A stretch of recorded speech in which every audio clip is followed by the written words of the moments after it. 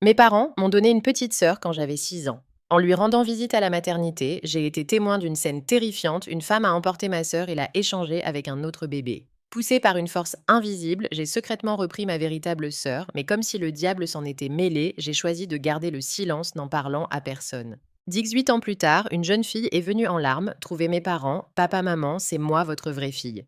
En rentrant d'un voyage d'affaires, j'ai trouvé l'atmosphère à la maison étrangement lourde.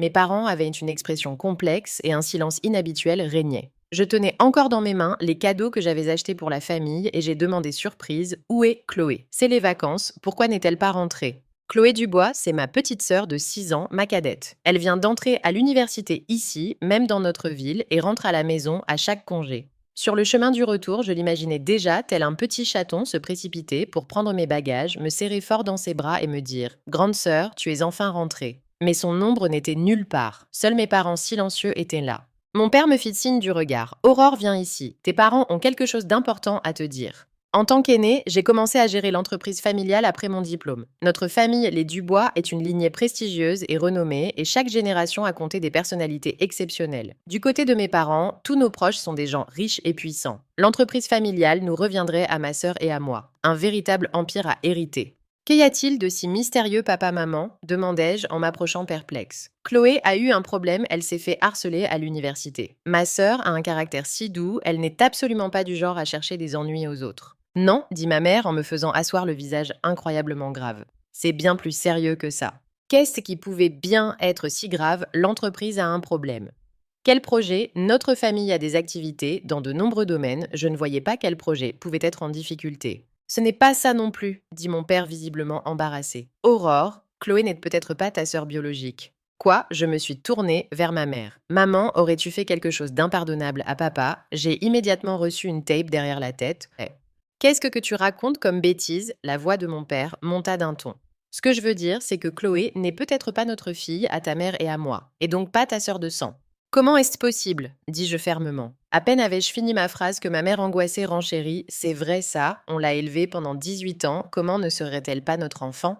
Les paroles de mes parents étaient étranges. J'ai croisé les bras, m'adossant à ma chaise pour les observer. Au fond, qu'est-ce qui se passe? Qui a dit que Chloé n'était pas votre fille et donc pas ma sœur? D'après le récit de mes parents, j'ai compris l'étrange événement qui s'était produit en mon absence. Quelques jours plus tôt, une jeune fille de 18 ans, le visage inondé de larmes, s'était présentée à notre porte. Elle s'était agrippée aux mains de ma mère en sanglotant: Papa, maman, c'est moi, votre vraie fille. Chloé Dubois n'est pas votre enfant biologique. Sa vraie mère nous a échangés à la naissance. Je me suis massé les tempes, me sentant un peu étourdie. Vous croyez vraiment à cette arnaque? Laissez-moi vérifier si vous avez installé l'application antifraude du gouvernement sur vos téléphones.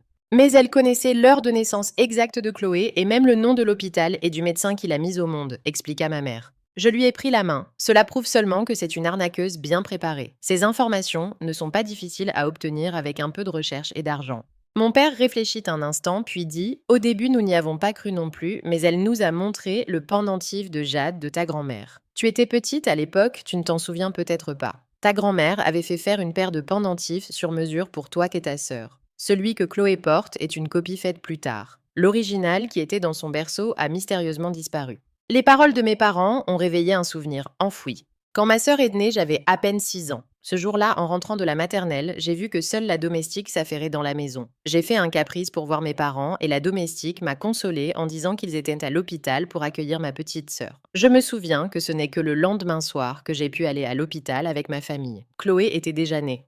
Il y a 18 ans, la sécurité à l'hôpital n'était pas aussi stricte qu'aujourd'hui. Je me souviens qu'on entendait souvent parler d'enlèvement d'enfants à cette époque. Ce soir-là, mon père a dû partir pour une urgence à l'entreprise. Les proches, d'abord nombreux, étaient également partis pour que ma mère puisse se reposer. Une domestique aurait dû rester pour s'occuper de ma sœur, mais pour une raison que j'ignore, elle n'était pas dans la chambre à ce moment-là. Je me tenais près du lit de ma sœur, regardant ce petit être fragile et doux. Elle était alite si délicate, mais adorable, comme une version miniature de moi-même. Je la contemplais fascinée, mais sans m'en rendre compte, le sommeil m'a envahie. La lumière dans la chambre était tamisée, ma mère et ma sœur dormaient profondément. Dans un demi-sommeil, j'ai vu le manteau de ma mère accroché près du lit. Il avait l'air si chaud. Je l'ai pris, je me suis enroulée dedans et je me suis endormie appuyée contre le lit.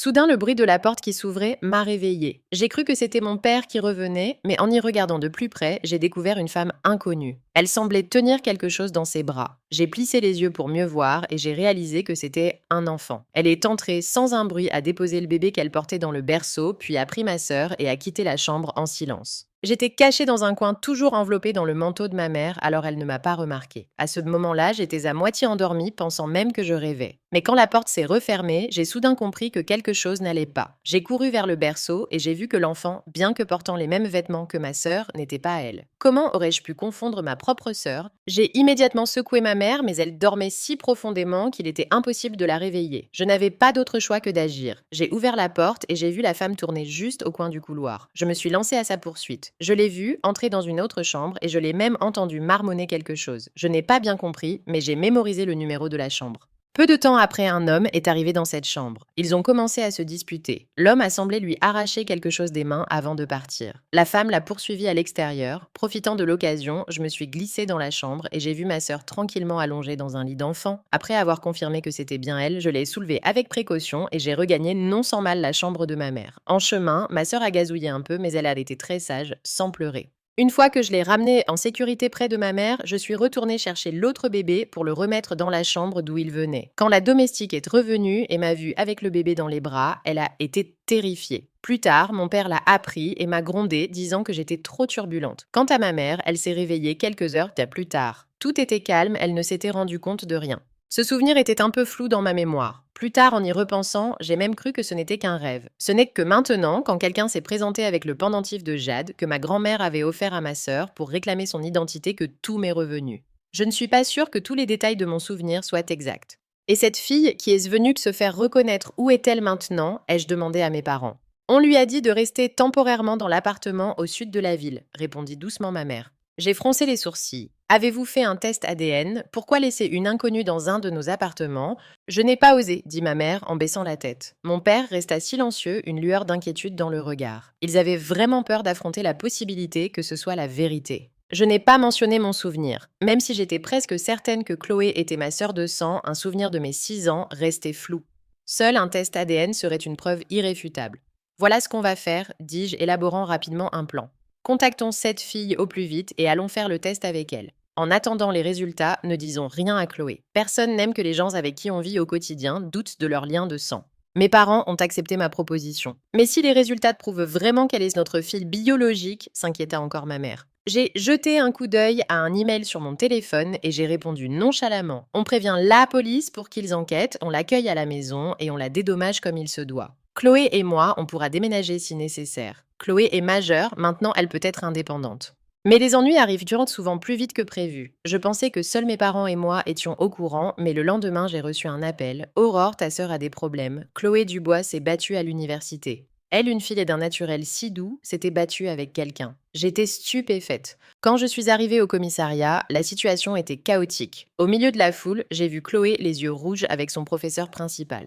Chloé, ai-je appelé doucement. Au milieu de la cohue, ma petite sœur, les yeux embués de larmes et le visage plein de ressentiment, s'est retournée. En me voyant, elle a couru se jeter dans mes bras. « Grande sœur, tu m'as tellement manqué. » Je l'ai inspectée de la tête aux pieds et voyant qu'elle n'était pas blessée, je lui ai demandé « Pourquoi t'es-tu battue ?» Elle m'a raconté furieuse « Grande sœur, j'ai vu Antoine enlacer une autre fille à la fac. Il te trompe. » Antoine Martel, mon fiancé. C'est alors que j'ai remarqué l'homme que je n'avais pas vu depuis longtemps debout, au milieu de la foule. Antoine est celui que j'ai choisi comme fiancé. Son milieu social est considéré comme compatible avec le nôtre, il est plutôt séduisant et même si sa passion et son talent pour les affaires sont assez ordinaires, j'accordais de l'importance à son statut familial. Chloé était toujours très émotive. Je lui ai tapoté doucement le dos pour la calmer. Je me suis tournée vers Antoine, regardant l'homme qui me dépassait d'une tête, et j'ai demandé « Antoine, qu'est-ce que c'est que cette histoire ?» À côté de lui se tenait une fille inconnue plutôt jolie. Antoine a dit agacé « Aurore, c'est juste une amie. N'écoute pas les bêtises de Chloé. » À peine avait-il fini que Chloé s'est emportée. « Quel âge as-tu? Quel genre d'amie est-ce? Tu as encore le culot de draguer des étudiantes. Tu n'oses pas trahir ma sœur. Attendre de voir ce que je vais te faire. » Ma douce petite sœur semblait possédée. On aurait dit qu'elle voulait se jeter sur lui à nouveau. C'est l'amie dont tu parles. De quelle grande famille est-elle? Pourquoi ne l'ai-je jamais vue? Je me suis tournée vers la fille à côté d'Antoine. À ce moment-là, j'étais extrêmement calme, mais Antoine lui semblait mal à l'aise. C'est une amie que j'ai rencontrée dans un café, c'est tout. Seul un idiot le croirait. Je n'ai rien dit, mais Chloé a explosé. Quelle sorte d'amie s'enlace comme ça? Tu trompes, alors assume, tu oses faire, mais tu n'oses pas avouer bravo.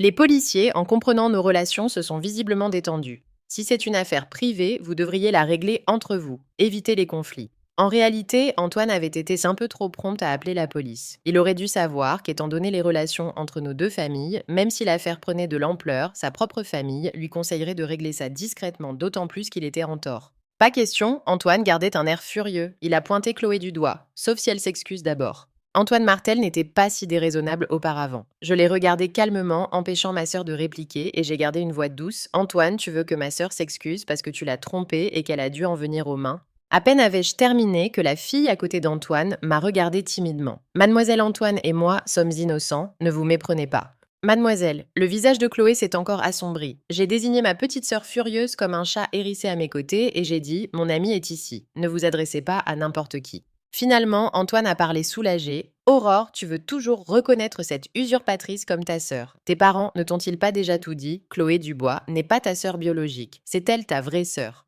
Il a pointé la fille à côté de lui. Je suis restée figée, le regardant lui et la fille d'un œil complètement différent, devinant vaguement l'identité de cette dernière. Avant même que je puisse dire quoi que ce soit, Chloé a crié « Qu'est-ce que tu racontes? Tu trompes et en plus tu inventes des histoires. Je ne serai pas la sœur de ma sœur et elle, si. C'est vrai, dans une famille heureuse, personne ne s'imagine ne pas être l'enfant de ses parents ou la sœur de sa sœur. Résultat, l'autre fille s'est soudainement mise à pleurer, me regardant d'un air lésé, comme si elle regardait la sœur qui aurait dû être la sienne, mais qui s'occupait maintenant de quelqu'un d'autre. Je suis restée sans voix. La dispute entre Antoine et Chloé continuait. Je ne sais pas d'où lui venait cette colère envers ma sœur. Il l'a pointée du doigt et a dit « Tu ne le sais toujours pas, Chloé. C'est ta propre mère biologique qui vous a échangé, toi et Élise, à la naissance. Tu n'as jamais fait partie de la famille Dubois. » Élise Moreau. Je me suis souvenue que mes parents avaient mentionné le nom de la fille qui était venue se faire reconnaître. C'était donc elle. Je ne m'attendais pas à ce qu'elle et Chloé soient dans la même université. J'ai baissé les yeux, réfléchissant à la situation et au rôle d'Antoine là-dedans. Nous étions toujours au commissariat. Autour de nous, il y avait le tuteur de Chloé et quelques policiers. Plus important encore, quelques amis de Chloé du même cercle social étaient présentes. Au départ, je n'avais même pas l'intention que ma sœur soit au courant de cette histoire avant que la vérité ne soit établie. Mais maintenant, trop de gens le savaient en même temps. Chloé pensait toujours qu'Antoine disait n'importe quoi, mais il a ajouté une phrase que je ne pouvais pas nier. « Tu ne me crois pas, demande à ta sœur. Tes parents ne lui auraient jamais caché une chose pareille. » Chloé s'est tournée vers moi. Elle est ma sœur, nous avons grandi ensemble. Quand nos parents étaient occupés, c'est moi qui me suis occupée d'elle. Personne ne me comprend mieux qu'elle. Grande sœur, ce qu'il dit, c'est vrai. Tout comme Chloé me comprend, je la comprends aussi. En quelques secondes, elle a dû envisager toutes les possibilités. Maintenant, elle scrutait mon visage cherchant une réponse. Mon court silence a semblé confirmer la vérité. Les yeux de Chloé sont devenus rouges non pas de colère, mais de stupéfaction, de chagrin et d'amertume face à cette mauvaise blague du destin. C'était difficile de la regarder en cet instant. J'ai jeté un regard glacial à Antoine. Avant que j'aie pu parler, Élise Moreau, à ses côtés, a pris la parole. « Grande sœur, tu ne veux que de cette sœur-là. Antoine et moi, nous nous sommes juste rencontrés par hasard. Il m'a aidé et comme il m'a dit qu'il te connaissait toi et tes parents, je lui ai demandé de m'aider à vous rencontrer. » Alors c'était ça, je me demandais comment elle avait pu rencontrer mes parents qui sont si discrets. Même moi, je ne connais pas toujours leur emploi du temps. Le visage d'Élise Moreau trahissait une frustration et une injustice non dissimulée. Je pouvais voir sa jalousie envers Chloé, ce ressentiment envers celle qui à sa place avait joui de la richesse et du luxe pendant 18 ans. Même si elle essayait de le cacher, une pointe d'amertume transparaissait. Mes parents ont prévu de faire un test ADN avec vous demain. D'ici là, je n'ai aucune raison de croire que vous êtes ma sœur biologique, ai-je dit froidement. Cette phrase revenait à admettre implicitement ce qu'Antoine venait de dire. L'expression de Chloé était indescriptible. Ses émotions étaient si confuses qu'elle ne savait plus comment réagir. Ses amis la regardaient stupéfaite. « Antoine, tu te mêles de ce qui ne te regarde pas ?» ai-je dit, comme pour constater un fait. Mais Antoine a réagi violemment. « Je te pensais seulement froide, mais je ne savais pas que tu étais insensible à ce point. Tu ne reconnais même pas ta propre sœur, tu préfères une usurpatrice ?» Froidement peut-être. Avec ce fiancé, je ne pouvais évidemment pas être aussi douce que les autres femmes qu'il avait connues. Je suis née dans une famille riche, ce n'est pas pour devenir une femme soumise et docile. Alors que les jeunes membres de la famille Martel se livraient à des luttes de pouvoir intestines, l'héritage des Dubois ne revenait qu'à Chloé et moi. Depuis notre enfance, on nous a appris à garder le contrôle absolu. « Antoine, ai-je soudainement dit, tu te soucies plus de ma sœur que de la tienne. » Il est assez silencieux. Alors qu'il s'apprêtait à répondre, je me suis tournée vers Chloé. Chloé, on rentre à la maison. Sur le chemin du retour, j'ai appelé mes parents pour leur raconter ce qui s'était passé et leur rappeler d'emmener la personne faire le test le lendemain. Ma sœur ressemblait à une fleur fanée, elle n'était plus aussi vive, aussi silencieuse que lorsque son idole du lycée avait été mêlée à un scandale. Mes parents étaient à la maison. En nous voyant arriver, ils ont essayé d'agir comme si de rien n'était l'invitant à dîner. Mais Chloé était devenue très silencieuse, elle ne parlait presque plus. Cela inquiétait énormément mes parents. Le soir, alors que je m'apprêtais à dormir, on a frappé à ma porte. Entrez. La porte s'est ouverte. Ma sœur de 18 ans se tenait là serrant contre elle l'ours en peluche avec lequel elle dormait toujours. C'était un cadeau que je lui avais fait quand elle était petite et depuis elle ne s'en séparait jamais pour dormir. J'ai levé les yeux comme si je retournais à l'époque où elle était à l'école primaire, une petite silhouette serrant son ours courant, me dire qu'elle voulait dormir avec sa grande sœur. Grande sœur, je peux dormir avec toi ce soir. Même si cela faisait des années que nous n'avions pas dormi ensemble, j'ai dit viens. Un éclair de joie a traversé le visage de Chloé. Elle a rapidement grimpé sur mon lit. Elle n'a pas dit grand-chose, semblant simplement vouloir dormir à côté de sa sœur. J'ai en fait une très bonne mémoire. Je me souviens très bien d'elle quand elle était petite. Elle était toujours joyeuse et bavarde. Quand nous dormions ensemble, elle parlait beaucoup avant de s'endormir. Mais ce soir, elle était très silencieuse. Cependant, il semblait qu'elle ne dormait pas non plus. Même après avoir éteint la lumière, elle ne bougeait presque pas. Mais je la connais. Ma sœur Chloé ne dort jamais aussi sagement. Bien plus tard, alors que je sombrais dans le sommeil, je l'ai entendue m'appeler. Grande sœur, et si vraiment je n'étais pas la fille de papa et maman, tu es leur fille, ai-je dit d'un ton catégorique. Je dis juste et si? Il n'y a pas de et si, j'en suis sûre. Le lendemain, mes parents et moi nous préparions à emmener Élise Moreau faire le test. En arrivant à l'appartement pour la chercher, nous avons vu Antoine Martel la tenant par la main. En nous voyant entrer, ils ont tous les deux semblé embarrassés. Antoine, que fais-tu ici? Le visage de mon père était sombre. J'avais mentionné Antoine la veille, mais pas cet aspect-là. Face à mes parents, Antoine a conservé l'attitude respectueuse d'un jeune homme de bonne famille. Monsieur et Madame Dubois-Élise m'a dit qu'elle était un peu nerveuse, alors je suis venue voir comment elle allait, et l'accompagner au centre de test. Après tout, nous serons bientôt de la même famille. De la même famille, j'ai esquissé un sourire ironique. Je ne sais pas comment cette petite avait réussi à convaincre Antoine qu'elle était la fille perdue des Dubois. L'initiative d'Antoine était déplacée aux yeux de ma famille. Après tout, il était toujours officiellement mon fiancé. S'il voulait l'accompagner, il n'aurait pas dû se rendre de son propre chef chez Élise Moreau. De plus, cet appartement appartenait à mes parents. La visite d'aujourd'hui était une affaire privée.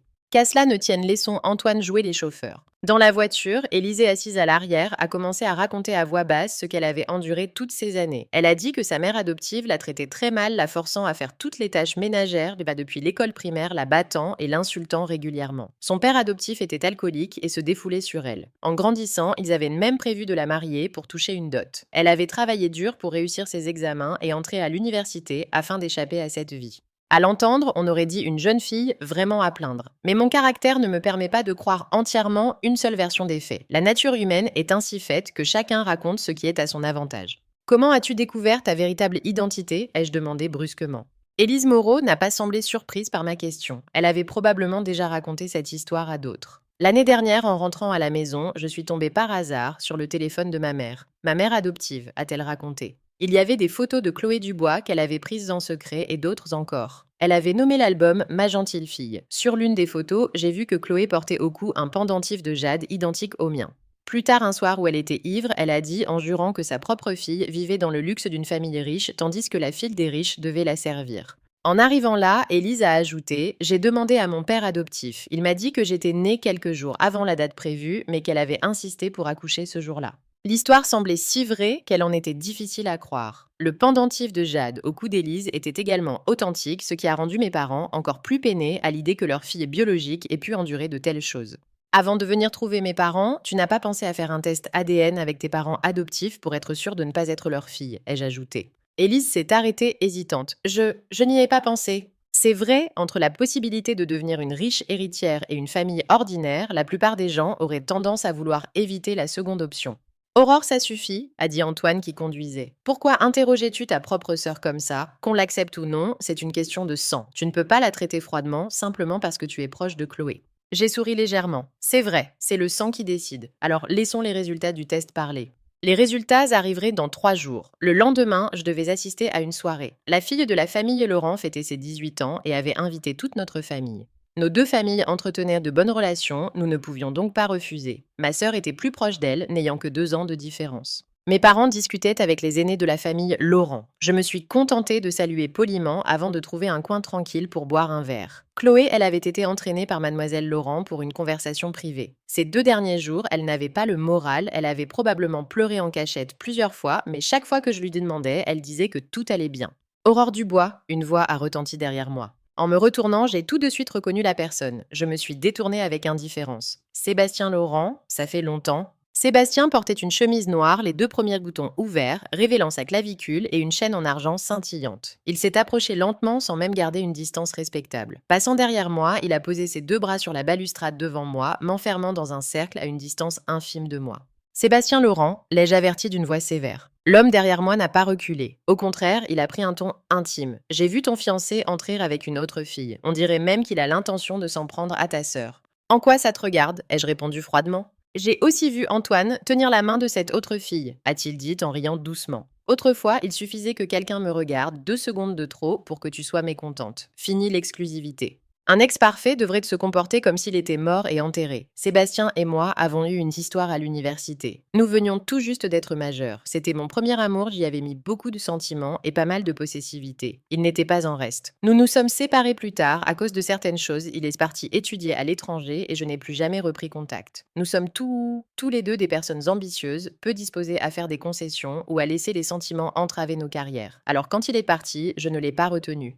Mais la nuit de mes fiançailles avec Antoine l'année dernière, Sébastien m'a appelé. J'ai décroché, mais je n'ai rien dit. Il est resté silencieux aussi. Après un long moment, il a lâché « Tu l'aimes ». J'ai répondu « En quoi ça te regarde ?» Alors Sébastien a affirmé « Il n'est pas ton genre. Vous ne tiendrez pas longtemps. » J'ai raccroché immédiatement. Je déteste les hommes plus sûrs d'eux que moi. En y repensant maintenant, il avait vu juste. Ses fiançailles n'auront même pas duré 2 ans. « Quand es-tu rentré ?» ai-je demandé. « Ce matin, à l'atterrissage », a répondu Sébastien. On dirait qu'il se souciait vraiment de la fête de sa sœur. Lâche-moi, je dois aller voir ce qui se passe. De ma position, je pouvais voir qu'il y avait un peu d'agitation en bas. Sébastien n'est pas parti. Ne t'inquiète pas, j'ai prévenu Manon. Si quelqu'un ose s'en prendre à Chloé Dubois, elle n'a pas à se retenir. Je couvrirai ses arrières. Personne ne peut harceler ta sœur. Je me suis retournée pour lui faire face. Sébastien, à quoi tu joues? Tu veux être l'amant. Il a baissé la tête, son front touchant presque le mien, et a affirmé « Oui, Antoine ne te mérite pas. Le poste d'héritier des Martel ne lui reviendra jamais. Ses compétences sont inférieures, même à celles de sa propre sœur, sans parler de son cousin. Son mariage avec toi n'est qu'un moyen de se valoriser. Pourquoi choisir un partenaire aussi peu loyal? Moi, je suis différent. Sur le plan professionnel, je suis un homme d'affaires de parole. Sur le plan personnel, je n'ai fréquenté que toi. Je suis bien plus propre que lui. Un séjour à l'étranger et te voilà complètement perverti, tu ne sais plus te tenir, ai-je dit en le repoussant pour aller vérifier la situation en bas. Mais j'étais apparemment arrivé un peu tard. La dispute semblait s'être calmée. Les gens me regardaient avec curiosité comme s'ils voulaient demander quelque chose, mais n'osaient pas. En passant à travers la foule, j'ai entendu des murmures à mon sujet et celui de ma sœur, mêlés aux mots « fausse héritière ». Il s'est avéré qu'Antoine avait amené et Élise Moreau à la fête de Manon Laurent. L'histoire de Chloé et d'Élise s'était déjà répandue, probablement par l'intermédiaire d'Antoine ou des amis de Chloé. Quoi qu'il en soit, le fauteur de troubles était Antoine. Mes parents avaient disparu et ma sœur était probablement avec mademoiselle Laurent. Je me suis dirigée vers le salon de repos. Le sol du couloir était recouvert d'une moquette épaisse, mes talons hauts ne faisaient donc aucun bruit. En passant devant une porte entr'ouverte, j'ai entendu la voix d'Antoine à l'intérieur. « Élise, si tu es une Dubois, le patrimoine des Dubois te reviendra en partie. Une fois les résultats des tests connus, Chloé n'aura plus aucun droit à l'héritage. » Mais Aurore ne semble pas m'apprécier en tant que sœur. La voix d'une fille a retenti. Et puis je ne sais pas comment gérer une entreprise. Ne t'inquiète pas, je t'aiderai. Mais ce ne serait pas correct. Tu es le fiancé de ma sœur. Je ne sais pas ce qui s'est passé ensuite, il y a eu un moment de silence. Puis Antoine a dit « Élise, tu as sûrement remarqué que je n'aime pas ta sœur. Nos fiançailles ne sont qu'un arrangement commercial entre nos 2 familles. Si tu retournes chez les Dubois, nous pourrions être ensemble, toi et moi. Je ne te plais pas. » Les mots d'Antoine m'ont rappelé le début de nos fiançailles. Il m'envoyait des fleurs au bureau tous les jours, était très empressé, m'accompagnant partout et m'invitant à dîner. Mais je n'aime pas ce genre d'approche intéressée. Après quelques fois, je lui ai clairement dit que c'était une relation sans sentiment. Qu'attendait-il de moi à l'époque? Il ne montrait pas ce dégoût qu'il affiche maintenant. Peut-être qu'en ne recevant aucune réponse de ma part, il est devenu froid. Avant, je ne comprenais pas pourquoi Antoine se mêlait de cette affaire, maintenant je comprends. Il ne s'est pas fiancé à moi pour augmenter sa valeur en tant qu'héritier des Martel-But pour viser le patrimoine des Dubois. Le concept de Giggle Gigolo, mais assez étranger. Depuis l'enfance, mes parents nous ont appris à ne pas dépendre des hommes, ni à nous laisser utiliser par eux. Dans la pièce, la fille qui se croyait déjà avoir conquis le cœur d'un riche héritier écoutait l'autre lui peindre un avenir heureux illusoire. Sans aucune expression, je suis partie en silence. En me retournant, j'ai vu Sébastien non loin, un sourire énigmatique aux lèvres. On dirait que c'est assez animé chez toi ces derniers temps, a-t-il dit en sortant du couloir. Si tu veux voir du bon théâtre, va au théâtre, ai-je répondu agacée. Quand est-ce que tu rompes avec lui a continué Sébastien. Je l'ai regardé. Quand ai-je dit que j'allais rompre, et même si je le faisais, en quoi ça te regarde? Un amant doit être conscient qu'il doit toujours être prêt à prendre la place de l'officiel. Il a soudainement pris ma main et a déposé un léger baiser sur le dos de celle-ci. Ton séjour à l'étranger t'a vraiment fait perdre toute morale. Je suis entrée dans la chambre de mademoiselle Laurent pour ramener ma sœur qui pleurait à chaudes larmes à la maison. Pourquoi pleures-tu? Je lui ai tendu un mouchoir. Grande sœur, tu as dit que je serais toujours ta sœur. La petite, les yeux rouges et gonflés, a levé les yeux vers moi et s'est remise à pleurer de plus belle. Et si ce n'était pas vrai, tu as vu Antoine avec Élise Moreau, ils ont sûrement quelque chose de louche. Si elle revient chez les Dubois et écoute Antoine pour se retourner contre toi, Antoine est ton fiancé, mais il la protège comme ça. Il veut sûrement profiter de son ignorance pour la pousser à se battre avec toi pour l'héritage. La partialité du cœur humain est inévitable. Le patrimoine des Dubois est si grand que même partagé entre Chloé et moi, c'est plus que suffisant. Elle aime encore s'amuser et n'a pas l'intention de gérer l'entreprise. La vie est longue, mes parents et moi ne sommes pas pressés de lui apprendre la gestion. Le plan initial était d'attendre la fin de ses études pour qu'elle commence à prendre en charge certaines tâches. J'ai caressé ses cheveux en soupirant. Il reste 2 jours avant les résultats. Tu es sans aucun doute leur fille biologique. Mes parents et Chloé ne comprenaient pas pourquoi j'étais si sûre de moi. Et moi, je ne pouvais pas leur expliquer mon souvenir de mes 6 ans. Je devais laisser les résultats des tests rassurer tout le monde. Chloé devait penser que si j'avais accepté qu'Élise fasse le test, c'est que j'avais des doutes aussi. En réalité, non. Je voulais simplement régler cette affaire de la manière la plus simple possible. Certaines personnes doivent assumer les conséquences de leurs actes, même si pendant 18 ans, elles n'ont eu aucune influence sur notre famille. Mais j'avais sous-estimé la méchanceté des gens. Le jour où Chloé est retournée à l'université, elle a eu quelques problèmes. Un professeur de son université m'a envoyé un message provenant de la page de confessions anonymes de la fac. Le contenu était le suivant. Une étudiante de première année en finance a un sacré sang-froid. Elle s'habille et dépense avec des produits de luxe, mais il s'avère que c'est une fausse héritière qui a pris la place de la vraie. Comment peut-elle encore aller en cours dans ces conditions? Quand sa mère biologique a échangé les bébés à l'hôpital, il y a 18 ans, elle ne s'attendait sûrement pas à ce que la vraie héritière entre dans la même université qu'elle. Une usurpatrice qui a profité du luxe et de la richesse pendant 18 ans. Ce professeur a ajouté « Aurore, ça parle de Chloé, n'est-ce pas ? Comment une affaire de famille peut-elle se répandre si vite et même arriver jusqu'à l'université? Ce n'est pas normal. » Effectivement, ce n'est pas normal. Une personne normale ne propagerait pas d'elle-même des rumeurs qui lui sont préjudiciables. Ce ne pouvait évidemment pas être ma sœur. Il ne restait donc qu'Élise Moreau. Mon amie étant enseignante, elle a de nombreux contacts parmi les étudiants. Peu de temps après, elle a vu des gens en discuter, semblant vouloir révéler l'identité du personnage principal de l'histoire. Je lui ai demandé de contacter les administrateurs pour faire supprimer le message. Considère que je te dois une faveur, je t'inviterai à dîner quand j'aurai le temps. Elle a ri. Ce n'est rien. De telles choses non vérifiées ne devraient pas être publiées. Je vais contacter le tuteur responsable pour demander à l'étudiant de supprimer le message. Mais même supprimé, ça n'arrêtera probablement pas les rumeurs, m'a-t-elle rappelé, ne pouvant s'empêcher de le faire. Je ne comprends juste pas pourquoi, si elle est si sûre d'être l'enfant échangé, Élise Moreau ne peut pas attendre patiemment quelques jours les résultats du test. Avec mes parents, je suis allée à l'appartement du Lac de l'Est pour voir Élise Moreau. Après l'incident de la nuit dernière, j'ai laissé Chloé prendre un congé et rentrer à la maison. Quelques rumeurs sur Internet sans aucune preuve suffisent pour que des gens croient à cette histoire de vraie et de fausse héritière. Chloé est présidente d'un club à l'université, ses coordonnées ne sont pas secrètes. Après qu'une personne mal intentionnée les a divulguées, elle a reçu depuis hier soir une vague de harcèlement des demandes d'amis pour l'insulter ou des appels juste pour la calomnier. Je n'avais pas encore eu le temps de m'occuper de ça. J'ai confisqué le téléphone de Chloé. Maintenant, elle ne peut utiliser qu'une tablette avec un compte qui n'est pas le sien pour se divertir à la maison. Ce n'est pas que je veuille l'empêcher d'affronter les risques de la société, mais face à de telles catastrophes tombées du ciel, il faut que ses proches soient là pour l'aider à les surmonter. En nous voyant, mes parents et moi, Élise Moreau a immédiatement changé de visage, affichant un grand sourire. Papa, maman, grande sœur. Sa capacité d'adaptation rapide à sa nouvelle famille dépassait l'imagination. Mes parents n'étaient pas encore habitués à cette appellation. Ils voulaient dire quelque chose, mais craignaient de la blesser. En tant que parents, ils ne sont pas vraiment à blâmer. Avant d'avoir les résultats des tests, ils restaient tourmentés par cette possibilité, inquiets. Seul moi n'étais pas affecté. Après quelques salutations, j'ai demandé calmement à Élise Moreau: As-tu vu des publications sur la page de confession de l'université?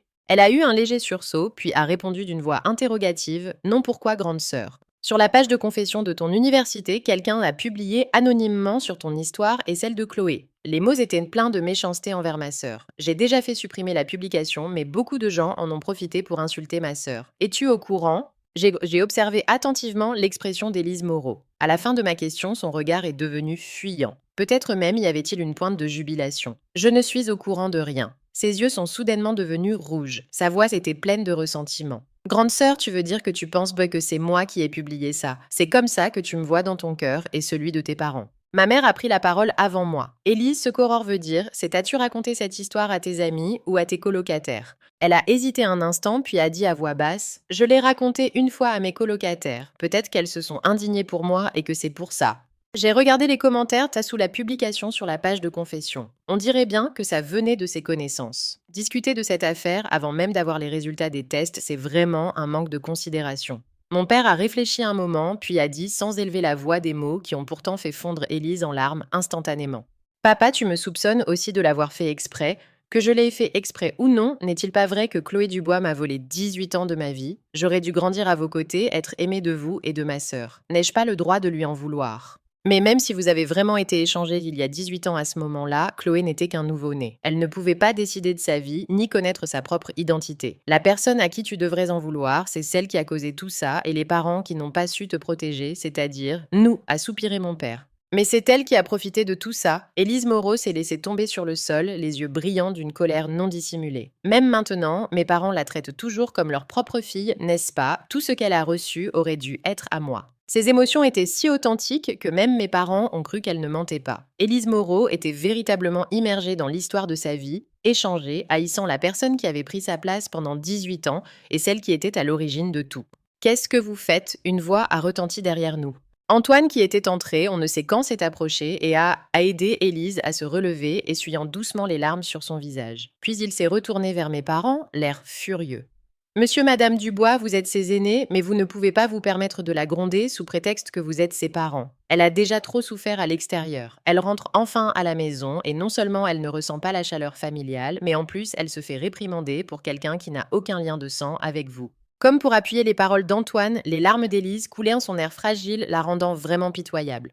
Élise Moreau, tu as donné à Antoine le code de la porte de cet appartement, n'est-ce pas? Ai-je soudainement demandé, brisant l'atmosphère. J'étais certaine d'avoir fermé la porte à clé en entrant. Les deux personnes mentionnées se sont immédiatement figées. Mes parents ont également rapidement remarqué la soudaineté de l'apparition d'Antoine. La fois précédente, il était venu pour le test. Cette fois, il est apparu de nulle part. Difficile de ne pas y voir plus loin. Antoine, comment se fait-il que tu sois là? A demandé ma mère en fronçant les sourcils. La voix d'Élise était encore étranglée par les sanglots, mais elle n'a pu s'empêcher d'expliquer: Maman, c'est moi qui l'ai dit à Antoine. Je ne suis pas habituée à être ici, alors il est venu me voir. Je me suis dit qu'après tout, il ferait partie de la famille, alors je lui ai dit. En dehors de leur situation difficile avec les deux filles et mes parents, ne sont pas du genre à se laisser berner facilement. Alors tu sais aussi que c'est mon fiancé, ai-je dit calmement. Mon fiancé ne connaît pas le code de ma propre maison, mais il connaît celui de la tienne. Est-ce que ça te semble logique, grande sœur? Antoine, bien sûr, ne pouvait pas laisser sa belle en détresse. Il m'a dit: Aurore, comment peux-tu accuser ta propre sœur comme ça? Elle et moi sommes complètement innocents. Je suis juste passée la voir. Innocence, vous vous êtes déjà promis l'un à l'autre, n'est-ce pas? Pourquoi ne devrais-je pas y croire? Ai-je dit doucement, et avant qu'il ne puisse ouvrir la bouche, j'ai ajouté: sauf si vous me montrez l'historique de vos conversations. Ils sont de nouveau restés silencieux. Finalement, Antoine a pris la parole. Aurore, même cette petite confiance, tu ne me l'accordes plus? Ou bien veux-tu rompre nos fiançailles? Celui-là, il veut toujours avoir une longueur d'avance. Mais au moins, ça m'évite d'avoir à gérer ça. Très bien, dis-je en me tournant vers mes parents. Papa, maman, appelez Monsieur Martel. Réglons cette affaire aujourd'hui pour ne pas faire perdre de temps à tout le monde. Mes parents avaient bien vu qu'Antoine n'était pas quelqu'un de bien. Normalement, ils m'auraient conseillé de bien réfléchir avant de rompre, d'attendre au moins quelques mois que le projet commun soit terminé. Mais aujourd'hui, peut-être parce qu'ils pensaient qu'Élise pourrait être leur fille biologique et qu'Antoine voulait s'en mêler avec elle, ils voulaient régler ça au plus vite. À leur âge, comment ne pas comprendre les ambitions d'Antoine? Il est trop gourmand pour ses capacités. Antoine avait juste parlé en l'air, il ne s'attendait pas à ce que mes parents appellent immédiatement les siens pour discuter de la rupture des fiançailles. Au début, il a été un peu surpris, mais je ne sais pas à quoi il a pensé, ou peut-être en voyant la joie dans les yeux d'Élise, il ne s'est pas opposé. La famille Martel ne voulait pas rompre les fiançailles au départ, mais je ne sais pas ce qu'Antoine leur a dit, car les aînés des Martel ont adopté une attitude très conciliante lors de la rencontre. Si les deux enfants ne s'entendent pas, alors tant pis, rompons. Chacun trouvera chaussure à son pied plus tard. La mère d'Antoine n'a pas non plus montré de grands changements d'attitude. Elle a dit en souriant à mes parents, « Cette fois-ci, ça n'a pas marché, c'est dommage pour nos familles. J'espère qu'à l'avenir, nous aurons l'occasion de collaborer plus étroitement. » Ce ne sont que des formules de politesse, les deux parties ont maintenu une attitude cordiale dans leur collaboration. La rupture des fiançailles était en fait très simple, il suffisait que les deux parties se mettent d'accord et l'annoncent à leurs amis et parents proches. Le premier soir après la rupture, le téléphone de Sébastien Laurent a sonné. « Grande demoiselle Dubois, il paraît que tu es célibataire maintenant. » « Oui, et alors ?» De l'autre côté du fil, sa voix riait doucement. « Bien sûr que ça me concerne. La place est libre maintenant. Je vais faire de mon mieux pour la prendre. Attends que j'ai réglé mes affaires de famille et on ira dîner ensemble, d'accord ?» Sa voix s'est faite plus grave. « Ça fait longtemps qu'on n'a pas mangé ensemble. Tu me manques. » Ce sale type, avant il était si arrogant. Je ne sais pas de qui il a appris à être aussi mielleux. J'ai raccroché immédiatement. Le troisième jour, les résultats du test de paternité sont arrivés. Nous avons décidé d'aller personnellement à l'Institut médico-légal pour récupérer le rapport écrit et annoncer les résultats sur place. Bien sûr, toutes les personnes concernées devaient être présentes, mes parents et moi. Chloé et Élise Moreau. Antoine, pour une raison que j'ignore, a également suivi comme pour soutenir Élise. Mais peu importe. Mes parents et Chloé étaient très nerveux. Il semblait que ce rapport de test était destiné à briser la paix et la chaleur de notre famille. Au moment de recevoir les résultats, tous les regards se sont tournés vers moi. J'ai regardé Élise Moreau et j'ai dit d'une voix calme, « Élise, c'est un rapport d'expertise de l'Institut médico-légal. Il n'y a aucune possibilité de falsification, tu es bien d'accord. » Élise ne comprenait pas pourquoi je disais cela, mais elle a tout de même hoché la tête. « Je suis d'accord. » « Aurore, ne fait pas durer le suspense, ouvre-le » a pressé Antoine impatient. Il était clairement très pressé de devenir le gendre des Dubois. Je m'apprêtais à ouvrir les résultats quand une femme d'âge moyen, les cheveux en désordre, a fait irruption. Elle a balayé la pièce du regard, puis ses yeux se sont immédiatement fixés sur Élise Moreau. Elle a crié et s'est précipitée pour la frapper. « Sale petite peste, tu as semé assez de désordre comme ça, tu abandonnes ses vrais parents pour voler ceux des autres. » La femme venait d'arriver et a immédiatement giflé Élise Moreau. Élise a crié en se tenant le visage. La femme allait la frapper à nouveau quand Antoine l'a arrêtée. Il a froncé les sourcils et a crié « Qui êtes-vous pour oser frapper les gens ?» La femme d'âge moyen a relevé la tête, son visage affichant une amertume indéniable. « Je suis sa mère. »« C'est vous la kidnappeuse ?» Antoine avait compris la situation. Mes parents se sont également avancés pour l'arrêter. Après tous les résultats n'avaient pas encore été révélés. La femme d'âge moyen a crié au visage d'Élise Moreau, « Rentre immédiatement avec moi. Ne rêve pas de devenir une princesse. Épouse le type que ton père a choisi, il a une usine, lui. » Mes parents ont regardé la femme, essayant de se souvenir si elle leur était familière, mais il semblait qu'ils n'avaient aucun souvenir d'elle. Ils m'ont fait signe de la tête qu'ils ne la connaissaient pas, qu'ils n'avaient aucune rancune envers elle. Je l'ai regardée, un sentiment de colère indéfinissable montant en moi. Alors voilà à quoi ressemblait celle qui avait failli changer le destin de ma sœur et de toute ma famille. Cette femme n'était pas particulièrement laide. Jeune, elle devait même être plutôt jolie. Peut-être à cause de mes préjugés, je trouvais quand même qu'il y avait une ressemblance entre elle et Élise Moreau. La femme d'âge moyen s'est tournée vers mes parents. « Cette fille est folle d'argent. C'est moi qui l'ai mise au monde, comment pourrait-elle être votre enfant ?» Mes parents ne comprenaient pas comment une mère pouvait traiter sa propre fille de sale peste. « Et le pendentif de Jade de la petite ?» a demandé ma mère. La femme a répondu rapidement, « Je l'ai ramassé il y a longtemps, je pensais que c'était un faux, alors je l'ai laissé dans un tiroir. Qui aurait cru qu'elle le volerait ?» Élise Moreau, se tenant le visage, a répondu d'une voix pleine d'une jubilation vengeresse, « Vous mentez, je vous ai clairement entendu dire que vous aviez échangé un bébé riche à l'hôpital. Vous avez dit que lors d'un examen prénatal, vous aviez accidentellement découvert la situation financière de la famille et que c'est là que l'avidité vous a prise. Le rapport d'expertise est là, rien de ce que vous direz ne changera quoi que ce soit. » Elle voulait que la femme qui avait changé sa vie voie l'identité de sa fausse enfant, révéler que ses calculs tombent à l'eau pour enfin se sentir satisfaite. En entendant cela, la femme d'âge moyen s'est tournée pour fixer le rapport dans ma main, comme si elle faisait face à un ennemi. Elle a insisté. « Je vous ai déjà dit que c'est mon enfant, pourquoi ne me croyez-vous pas? Si ce n'était pas mon enfant, pourquoi l'aurais-je élevé? N'aurais-je pas pu l'abandonner à tout moment ?» Élise, protégée par Antoine, a osé répondre « Parce que vous ne pouviez plus avoir d'enfant, vous aviez besoin de quelqu'un pour s'occuper de vous dans vos vieux jours. » Touchée au point sensible, la femme a de nouveau levé la main pour frapper Élise, mais elle a été arrêtée. En pensant que cette femme non seulement avait échangé des enfants, mais avait aussi eu l'intention d'en abandonner un, mon regard s'est durci. « Madame, êtes-vous certaine qu'Élise Moreau est votre fille biologique ?» ai-je demandé désignant du doigt Chloé. « D'après ce que vous dites, il semblerait que ma sœur soit votre fille. » La petite ainsi désignée a reculé d'un pas montrant un rejet total envers cette femme inconnue. Et bien sûr qu'il pourrait avoir de la sympathie pour quelqu'un qui insulte et même frappe son propre enfant avec des mots aussi durs. J'ai remarqué que la femme a également jeté un coup d'œil à Chloé, sa méchanceté envers Élise semblant diminuer en la regardant. Il semble que pendant toutes ces années, elle n'ait rien remarqué d'anormal. Puisque tout le monde est là, regardons les résultats ensemble, ai-je dit froidement. La femme a immédiatement voulu m'arracher le rapport des mains, mais je l'ai évité. Elle a crié: « Je vous ai déjà dit qu'Élise est mon enfant, qu'y a-t-il à vérifier ?» Plus elle agissait ainsi, plus les visages d'Élise et d'Antoine devenaient suffisants. Au contraire, ceux de mes parents et de Chloé s'assombrissaient. Devant tout le monde, j'ai ouvert les 2 rapports d'expertise et je suis allée directement à la page des résultats. L'air s'est figé pendant un instant. Quel était le résultat? Ont demandé mes parents à l'unisson. Je leur ai tendu les rapports, à l'exception de Chloé, la petite effrayée, d'affronter la vérité et de la femme qui insistait sur le fait qu'Élise était sa fille. Tout le monde s'est pressé pour regarder. Mes parents ont été les premiers à voir. Ils ont regardé attentivement, puis sont devenus silencieux en même temps. Le rapport est arrivé entre les mains d'Élise et d'Antoine. Leurs regards se sont posés sur la ligne de conclusion. Puis leurs visages ont affiché la même incrédulité. Comment est-ce possible? Ont-ils laissé échapper en même temps? Élise Moreau ne pouvait absolument pas accepter cette vérité. Elle a retourné les 2 rapports dans tous les sens, fixant attentivement les 2 lignes de texte. Après un moment, elle a levé la tête vers moi et m'a interpellée. « C'est vous, n'est-ce pas? Vous ne vouliez pas que je revienne à la maison, alors vous avez falsifié les résultats. » Puis elle s'est rapidement tournée vers Chloé et a crié: « C'est sûrement toi, tu as peur que je revienne prendre tout ce que tu as, alors tu as falsifié les résultats, n'est-ce pas ?» Chloé Dubois, qui ne comprenait visiblement rien à ce qui se passait, a vu le rapport tomber par terre. Une main calleuse l'a ramassé et une autre exclamation a retenti. Comment est-ce possible? La femme d'âge moyen, qui affirmait auparavant qu'Élise était sa fille, marmonnait maintenant en regardant les résultats. Ce ne sont pas eux qui t'ont mise au monde. Comment ça se fait? Comment peux-tu être ma fille? Je n'ai pas pu m'empêcher de soupirer intérieurement. La vraie fille, elle ne l'accepte pas. Chloé, après avoir rassemblé tout son courage pour regarder le rapport, a sauté de joie et s'est jetée dans mes bras. Ce n'est pas elle. Alors c'est sûr, je suis bien de la famille, n'est-ce pas?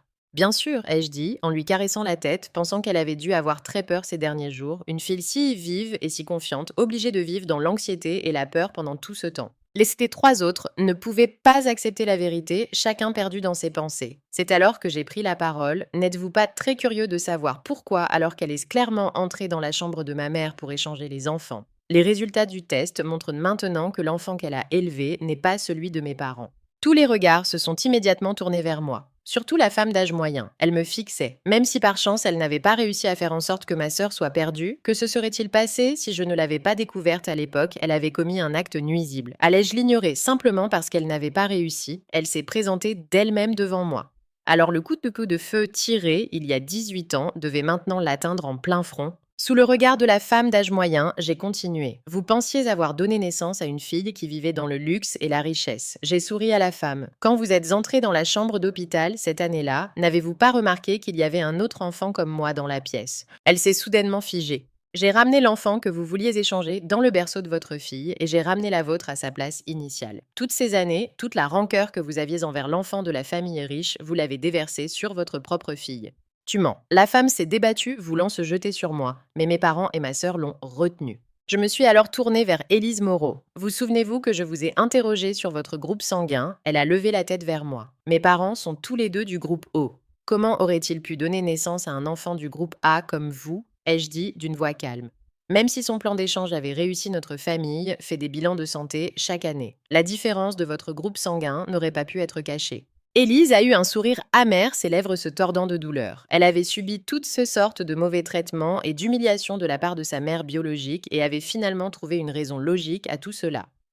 Sa mère était une mauvaise personne qui avait comploté pour échanger son enfant avec une famille riche. Et ainsi, elle avait trouvé le point de départ de toutes ses souffrances, ouvrant la porte à une autre vie. Mais maintenant, elle découvrait qu'elle était bien la fille biologique de cette femme, mais que cette mère la considérait comme l'enfant d'un autre, déversant sur elle toute son amertume et son insatisfaction.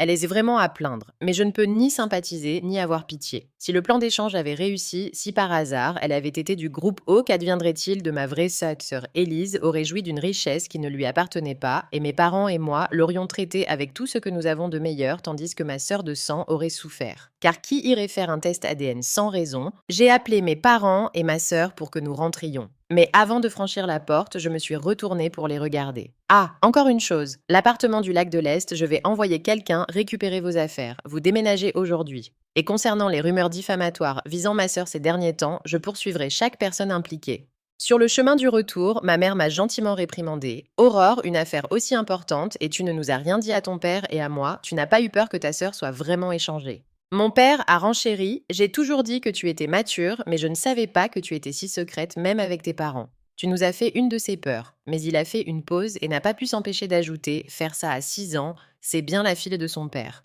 Il s'est immédiatement pris une tape de ma mère. L'atmosphère sombre qui pesait sur la famille ces derniers jours s'est enfin dissipée. Mes parents ont acheté de nombreuses choses pour consoler leur petite fille. Rien que de penser qu'elle avait failli être échangée à la naissance, ils se sentaient coupables et voulaient la combler davantage. Mon père a dit que j'avais accompli un grand exploit. Même si c'était un exploit datant de mes 6 ans, il voulait me récompenser. Il a donc décidé de me donner une entreprise. Je soupçonne sérieusement mes parents de vouloir prendre une retraite anticipée et de chercher un prétexte pour me refiler l'entreprise. La vérité ayant éclaté, il fallait régler les comptes. L'appartement du lac de l'Est, j'ai fait récupérer les bagages d'Élise Moreau. Peu importe ce qu'elle a dit, j'ai utilisé les téléphones de mes parents pour bloquer et supprimer tous ses contacts. J'en ai profité pour leur donner une leçon à l'avenir, ne ramenez pas à la maison des inconnus, ça ne fait qu'embrouiller les choses. Se sachant en tort, ils sont restés silencieux. Ensuite, il y avait l'affaire de Chloé. J'ai demandé à un technicien de retrouver chaque utilisateur grand ou petit compte qui avait insulté ma sœur. La plupart étaient des étudiants de son université. Certains avaient même fait des captures d'écran et partagé sur les réseaux sociaux, ce qui avait été relayé par les médias et avait eu un impact considérable. J'ai porté plainte. Plusieurs personnes l'avaient diffamé et harcelé à l'école. Tous ceux qui étaient impliqués ne pouvaient pas échapper à leurs responsabilités. Attaquer les autres sans vérifier la vérité, c'est une leçon que la société doit leur apprendre. Ceux que la police ne pouvait pas gérer, je les poursuivrai en justice un par un. Ma famille ne manque de rien sauf d'argent. L'affaire impliquait tellement d'étudiants qu'elle a alerté le recteur et les autres dirigeants de l'université. Ces jours-là, les professeurs de l'école m'appelaient sans cesse, ils devaient en avoir la gorge sèche. Finalement, après négociation, le compte officiel de l'université a publié un démenti et a annoncé des sanctions contre les auteurs de fausses rumeurs et de harcèlement en ligne. Les étudiants concernés ont tous dû enregistrer une vidéo d'excuses et rédiger une autocritique. Quant aux internautes qui n'étaient pas étudiants, l'équipe d'avocats de ma famille s'en occuperait. Après tout, ma sœur voulait continuer à étudier dans cette école, elle ne voulait donc pas créer de conflits trop importants. Si elle voulait partir étudier à l'étranger, c'était possible aussi. Je ne me souciais pas beaucoup du sort d'Élise Moreau, mais je n'ai pas pu éviter d'entendre parler d'elle par d'autres. L'affaire a commencé avec elle, et même si la publication sur la page de l'université avait été faite par sa colocataire, c'était parce qu'elle avait cru à ses mensonges. Quand tout le monde a découvert que tout était inventé, ses amis ont également été sanctionnés, personne n'y a échappé. Élise, pour avoir incité les autres à harceler ma sœur, a dû en subir les conséquences, elle a été isolée et a finalement dû abandonner ses études. Il paraît qu'elle est devenue plus tard la maîtresse d'Antoine. Mais ce qui intéressait Antoine chez elle au départ, c'était son statut d'héritière des Dubois. Une fois ce vernis disparu, sa valeur à ses yeux a considérablement diminué. Sans compter qu'Antoine, ayant perdu ses fiançailles avec moi, s'est fait sévèrement réprimander par les aînés de sa famille. Il a même tenté de se réconcilier avec moi, mais c'est Sébastien qui a pris l'appel. J'ai vu qu'il avait mis le haut-parleur. Il a écouté l'autre côté s'excuser et faire des déclarations enflammées, puis il a ri doucement, désolé, la place à côté de la grande demoiselle Dubois est très convoitée. Si tu ne conviens pas, il y a foule pour te remplacer. Puis, ignorant la fureur de l'autre, il a tranquillement raccroché et bloqué le numéro. Je me suis approchée, j'ai pris le téléphone et j'ai vu qu'Antoine avait été bloqué. De quoi es-tu jaloux? Sébastien m'a attiré dans ses bras. Jaloux de lui, je ne le supporte pas. Ce genre de type colérique sans aucune compétence, c'est insupportable à avoir. Ce type est plus toxique que du poison. Aurore m'a appelé Sébastien. Quand est-ce que tu me présentes à tes parents? Il y a peu, il avait de lui-même proposé d'emménager avec moi. N'ayant pas pu résister à la tentation, je l'ai laissé entrer et depuis, il s'est accroché et ne veut plus partir. Même s'il a sa propre maison dans le même quartier, il ne daigne pas y retourner. Tu n'es pas un inconnu pour mes parents, vas-y tout seul, ai-je répondu d'un ton peu amène. Sa main a caressé ma joue. Il faut que ce soit toi qui m'emmènes, c'est pour que ça compte, a-t-il dit doucement. Sébastien ne ménageait pas ses efforts pour plaire à mon entourage. J'ai regardé son téléphone et j'ai soupiré. J'ai demandé à ta sœur si elle voulait sortir jouer. Je vais demander à Manon de l'inviter et je paierai tout. Et tu sais ce qu'elle m'a répondu? Que j'avais des arrière-pensées. Dis-moi, est-ce que je la traite si mal pour qu'elle pense ça? Tu as effectivement des arrière-pensées? Ai-je commenté en souriant. Le fait que je me sois remise avec Sébastien, je ne l'ai pas caché à ma sœur, mais sa réaction, ça a été assez forte. Récemment, pendant mes règles, Chloé a profité d'un jour de congé pour venir chez moi me préparer une tisane apaisante. Elle s'est même mise au fourneau, un endroit que je n'utilise presque jamais, pour préparer un repas de 6 plats et une soupe fumant. Puis elle a regardé Sébastien et a dit avec enthousiasme: Personne ne sait mieux prendre soin de ma sœur que moi. Nous sommes le duo de choc invincible. Ce Sébastien n'est pas du genre à se laisser faire. Après s'être assis et avoir goûté à la cuisine de Chloé, il a fini par lever le pouce, reconnaissant ses talents culinaires, ce qui a rendu la petite folle de rage. Plus tard, Chloé s'est plainte à moi, il t'a rendu si triste et pourtant tu es retournée avec lui. Je lui ai juste tapoté la tête. Les histoires d'adultes, les enfants, ne s'en mêlent pas. S'il te fait un virement, accepte-le. Pourquoi refuser l'argent qu'on te tend? La petite m'a regardé d'un air inquiet, craignant que je souffre à nouveau à cause d'un homme. Elle est encore jeune, elle ne comprend pas que les sentiments ont aussi leur part de plaisir. Sébastien et moi ne sommes pas du genre à nous perdre en amour. C'est juste qu'après toutes ces années, il semble que seul lui me corresponde. Quant au mariage, cela implique trop de choses. Il faut y réfléchir très attentivement. La femme qui avait échangé les enfants à l'époque s'appelait Sylvie Renard. Plus tard, j'ai enquêté sur elle et j'ai découvert qu'il n'y avait vraiment aucune rancune entre elle et ma famille. Mais l'incident de cette année-là n'était pas un coup de tête, mais un plan bien orchestré. Elle avait été infirmière dans cet hôpital, accéder aux informations des patientes en maternité n'était pas difficile. Elle a profité de sa position pour connaître la date d'accouchement prévue de ma mère et a délibérément choisi d'accoucher le même jour. Peu de temps après la naissance de son enfant, prise de remords, elle a démissionné.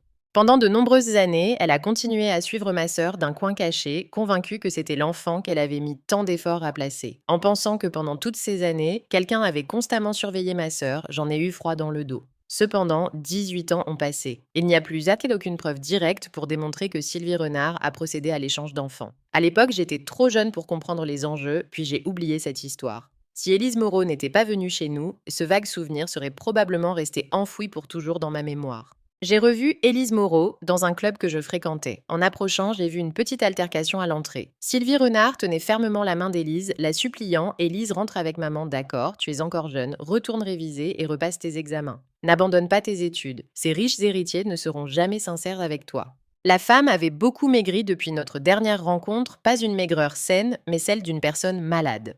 Lâchez-moi, ne vous occupez pas de moi. Élise, maman a eu tort. Ne te punis pas comme ça. Je suis malade, je n'en ai plus pour longtemps. Rentre avec maman, s'il te plaît. J'ai trouvé la scène vraiment risible. Maintenant, elle savait quel était le bon chemin. De loin, j'ai entendu Élise dire froidement à sa mère biologique: Vous auriez mieux fait de m'échanger avec quelqu'un d'autre à l'époque. Qui voudrait d'une mère comme vous? Si vous êtes malade, c'est bien fait pour vous. C'est votre juste retour des choses. Vous le méritez. Du point de vue d'un étranger, si l'on connaissait l'histoire, on ne pourrait pas blâmer Élise. Mais je ne pouvais pardonner ni à l'une ni à l'autre. Une mère qui, par intérêt personnel, a détruit la famille d'autrui. Une fille qui a grandi dans une famille tordue à cause de cela. Élise Moreau est certes une victime, mais pas au point de devenir ce qu'elle est devenue. Avant les résultats du test ADN, si seulement elle avait maîtrisé sa soif de vengeance, cette histoire n'aurait été connue que de ma famille et d'elle. C'est elle qui a choisi ce chemin. Et la plus grande coupable est Sylvie Renard, celle qui a tout déclenché. Plus tard, j'ai appris qu'Antoine avait également coupé les ponts avec Élise Moreau. Il n'était pas du genre fidèle par nature. Le peu de pitié qu'il avait pour elle s'est évanoui face à ses intérêts. Son cousin a épousé une riche héritière de bonne famille, les deux familles ont approfondi leur collaboration. Antoine, s'étant mis à dos ma famille, a été forcé par la sienne de venir s'excuser, mais sans succès. Le pouvoir au sein de la famille s'est progressivement déplacé vers son cousin et sa sœur. Il n'a probablement pas pu s'empêcher de se défouler sur Élise Moreau.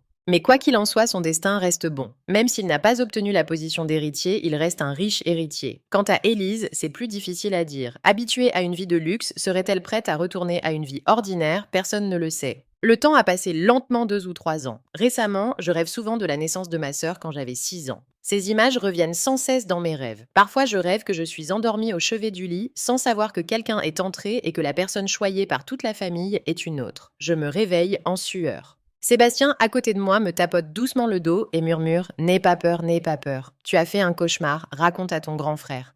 Il est vraiment effronté. Parfois, au lit, il m'oblige à l'appeler grand frère. Je me suis blottie contre sa poitrine effrayée et j'ai dit: J'ai rêvé que Chloé avait vraiment été échangée. Il a soupiré. Dors, dors, ce n'est qu'un rêve. Demain, j'appellerai ta sœur pour qu'elle vienne dormir avec toi, d'accord? Un instant plus tard, il a murmuré d'un ton plein de ressentiment: Même mariée, mon statut est toujours inférieur à celui de ma belle-sœur.